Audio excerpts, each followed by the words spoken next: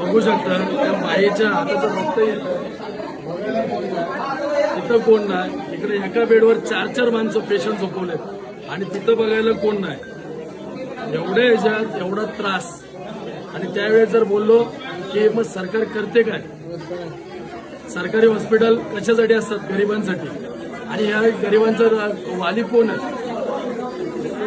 ठाणा उपमुख्यमंत्री साहेबांचा आहे, एकनाथ शिंदे साहेबांचा. आणि त्यांच्या इथल्याच माणसांना बघायला कोण. आज त्या बाईचं बघू शकताय एवढं रक्त निघतंय. आणि जेव्हा वरडलं बोललो की तेव्हा बोलतात साहेब आम्ही येऊन बघतो. पब्लिक बघू शकता तिथं अजून एक पेशंट आला. मग यांना बघणार कोण? उपमुख्यमंत्री साहेब कुठे आहेत तुम्ही? तुमच्याच याच्यातला जिल्ह्यामधला तुमच्याच याच्यातला जर तुमचा माणूस तुमचं हॉस्पिटल नीट नाही पुढचं होणार कसं आहे? आज इथल्या माणसांकडे बघणार कोण आहे? आज तुम्हाला निवडून दिले तर कशासाठी दिले?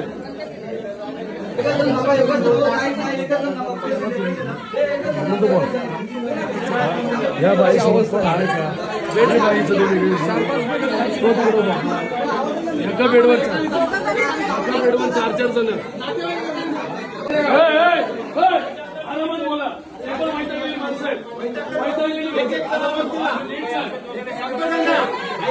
बोल त्यांना सांगतोय बोल नीट बोल.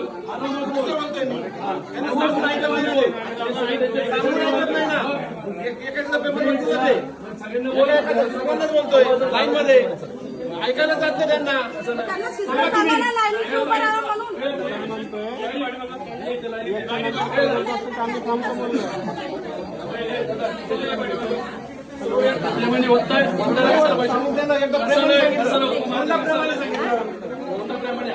सगळे पेशंट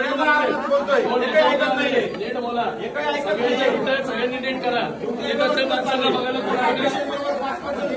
कोण पेशंट सोबत प्रत्येकाच्या त्या बाईला कोण बघायला असेल कुठे मग त्या बाईचं रक्त आलं कोण होतं बघायला?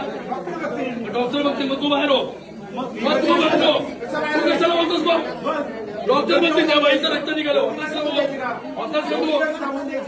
डॉक्टर बघतील ना. डॉक्टर बघतील शोभ आहे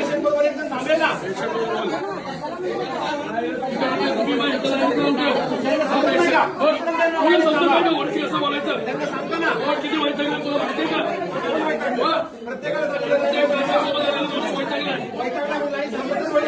बोल परत सांगतो.